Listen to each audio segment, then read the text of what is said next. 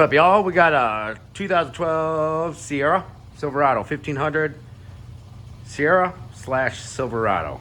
Chevy Silverado works for that. If you're watching this, you're probably a professional who's bored, just wants to watch car repair videos, or somebody who just wants to know what they're getting into, make sure there's nothing tricky. I assure you, there's not. These brakes are easy. Let's get down to business. I've already got this side taken apart, right? Tire. 7/8 socket. Deep well is what I use. Take the tire off. 22 millimeter, same thing. This side's all done. Got ourselves a Torx bit right there. Holds the rotor on. This side's all done. Fresh pads. It was grinding. Ouch. We got that caliper pressed back in on this side too. So all we had to do was zip off these back two bolts. 19 millimeter. Bam. 2 bolts. Cut your wheel to the side so you got more room. You can fit an impact in. It's amazing. Check it out. Impact. Run it, boys.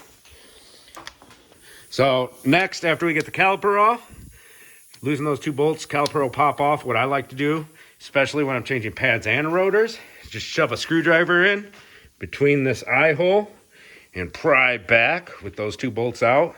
And you can compress that caliper almost all the way with no tools needed to compress. To compress that caliper, we got this little tool. It's a janky little $5 tool. Works like a charm. It's dual piston. You press one in, it'll shoot the other one out.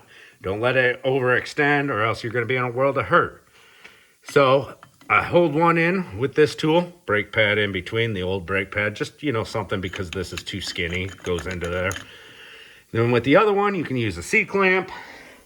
I use my big jaws, quick and easy. I've also got a couple professional turnback tool kits back there, but why do that when you got muscles and some of those jaws? The only thing is, you don't want to crack your pistons or anything. So if you're not experienced with the jaws, maybe put them down, use a C-clamp or a real tool. Anyways, I put a little grease on there right here because we live up north.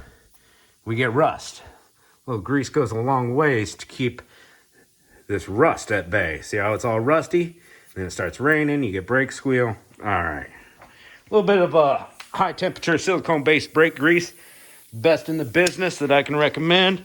Right there, that tube, I buy it by the tubes. That's going to be AGS Sil Glide.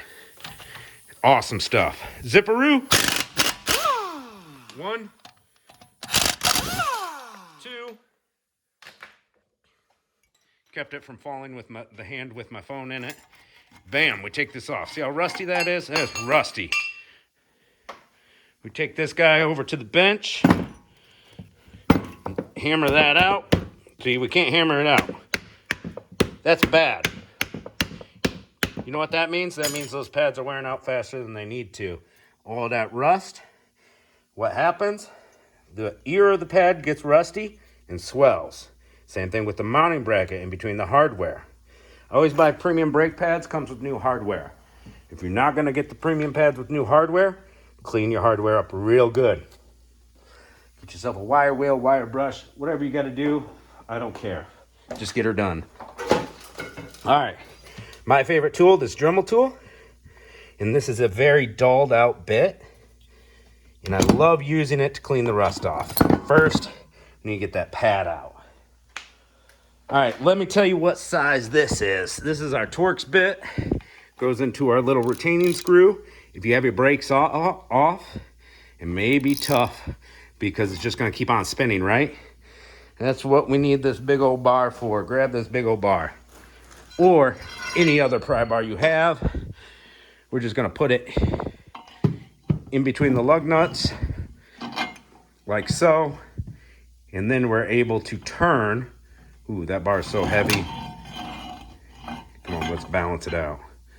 There we go. I gotta hold this with one hand, turn the ratchet with the other, so I can't film at the same time. Don't let your caliper hang and fall. It's bad for your brake hose if you're not changing your brake hose at the same time. All right, next step.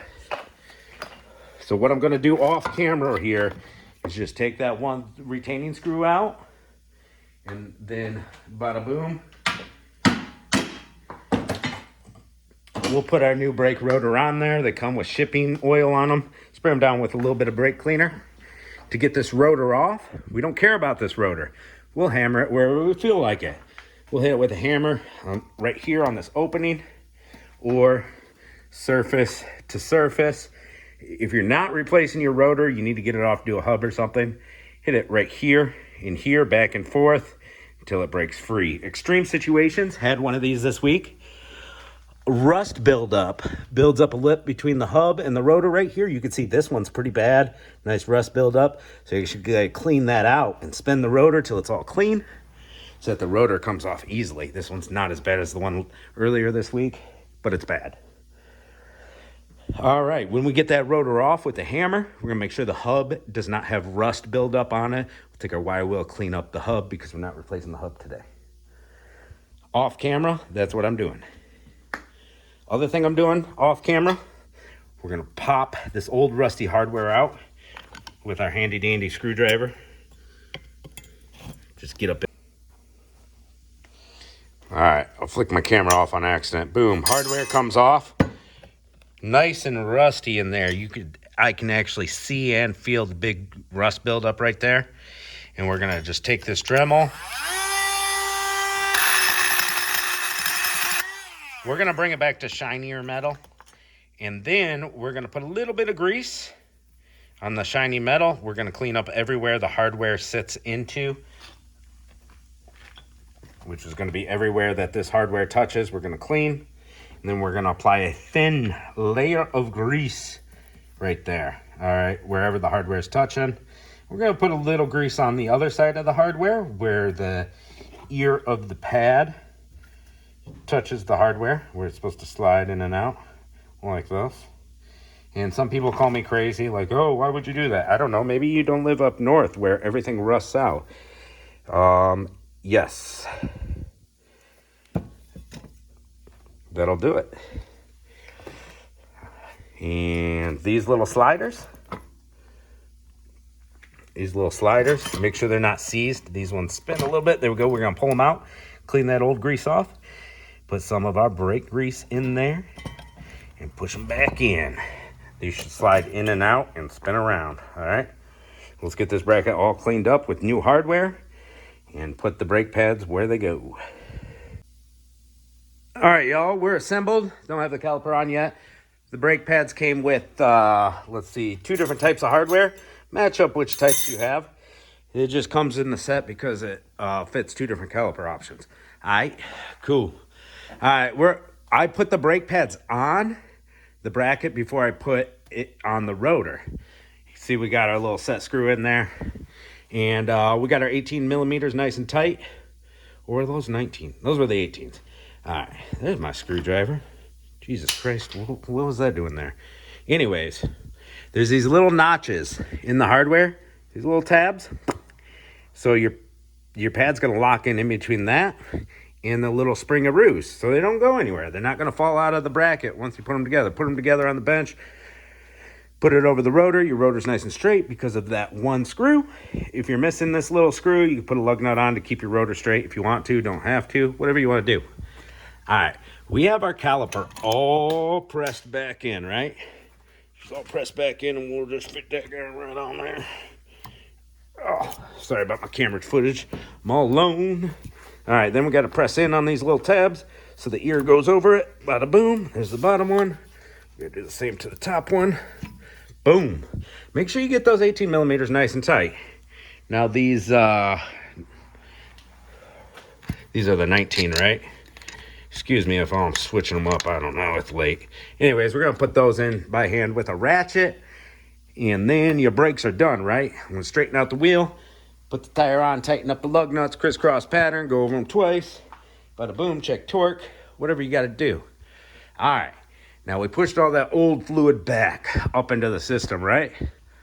Because we compressed the calipers. We got ourselves a little bleeder screw. This one's pretty nasty. I might need to put... soak it down, do whatever I gotta do. They're usually 10 millimeter or 3/8, depending on if they've been replaced or not. So what we're gonna do is we're gonna bleed the whole brake system just for fun. I recommend you do that. Do what you gotta do, right? All right, after we're done bleeding, closed up the bleeder valve, we got fresh fluid in her, pump that brake pedal a few more times. make sure that the brakes are stiff. Because what you're going to do is get these pistons to press the brake pads into the rotor. If you just take off after doing a brake job, you didn't bleed them, you didn't press the pedal in a bunch of times till your pedal got firm, you're not going to have any brakes till you pump that brake 5, 6, 7, 10 times, all right? Make sure you do that. Don't go flying off. All right, those are my tips and tricks. Any questions? Put them in the comments. Pretty simple brake job. Get her done.